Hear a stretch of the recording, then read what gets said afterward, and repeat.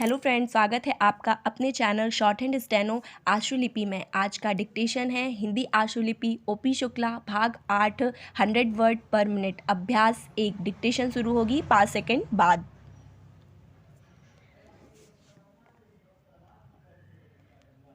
Start. अध्यक्ष महोदय, शिक्षा के माध्यम के संबंध में इस सदन में कई सदस्यों ने अपने विचार रखे हैं। सबसे पहले मैं अध्यक्ष महोदय तथा सदन का ध्यान इस बात की ओर दिलाना चाहता हूँ कि शिक्षा कई माध्यमों के द्वारा दी जा सकती है। जितनी विचारधाराएं शिक्षा के माध्यम के संबंध में हैं, चाहे प्रकृति का सौंदर्य हो, चाहे ललित कला हो, चाहे खेलकूद हो, चाहे श्रम हो और चाहे भाषा हो, उन सभी माध्यमों का इस्तेमाल करके हमें अपने विद्यार्थियों को ऐसी शिक्षा प्रदान करनी चाहिए जिससे उनके व्यक्तित्व का चहुमुखी विकास हो सके। इन सब माध्यमों में भाषा का भी अपना एक महत्व है, लेकिन अफसोस है कि आजकल हम केवल भाषा को ही शिक्षा का माध्यम बनाकर चले, जिसका नतीजा यह हुआ कि केवल किताबी शिक्षा ही हम अपने बच्चों को दे पाए और केवल किताबी शिक्षा से ना उनके व्यक्तित्व का ही संपूर्ण विकास हो पाता है और ना हम अपनी शिक्षा को ही अच्छे स्तर पर ले जा सकते हैं। इसलिए मैं निवेदन करना चाहता हूँ कि भाषा के अलावा अन्य जितने माध्यम शिक्षा के हैं, उन सब माध्यमों को हमारी शिक्षा प्रणाली में उचित स्थान दिया जाना चाहिए। पैरा। जहाँ तक भाषा का प्रश्न है, दुनिया के सारे शिक्षा शास्त्री और हमारे कमीशन में भी जो शिक्षा शास्त्री थे, उनकी भी यही राय थी कि शिक्षा का माध्यम अगर कोई भाषा हो सकती है तो वह मातृभाषा हो सकती है।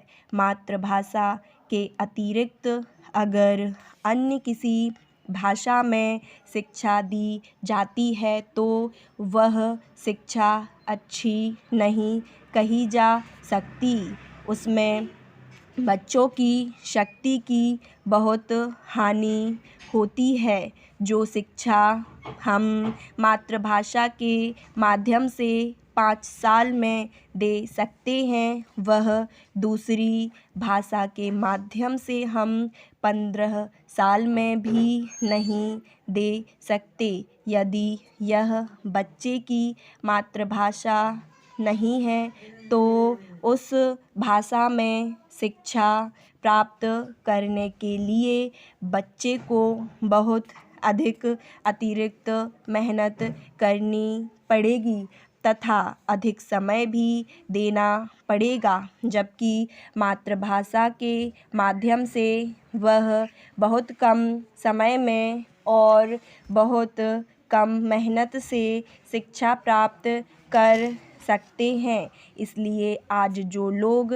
कहते हैं कि शिक्षा का माध्यम अंग्रेजी रखा जाए, वह देश की शिक्षा के बहुत बड़े दुश्मन हैं, क्योंकि मातृभाषा को छोड़कर अगर अंग्रेजी में शिक्षा दी जाती है तो शिक्षा का कभी भी विकास नहीं हो सकता। यदि हम चाहते हैं कि देश के करोड़ों बच्चों को देश के कोने कोने में शिक्षा दी जाए तो केवल मातृभाषा को शिक्षा का माध्यम बनाना होगा। पैरा। हमारे कुछ दक्षिण के भाई हिंदी से नाराज़ हैं, लेकिन अंग्रेजी से उनका मोह हमारी समझ में नहीं आता।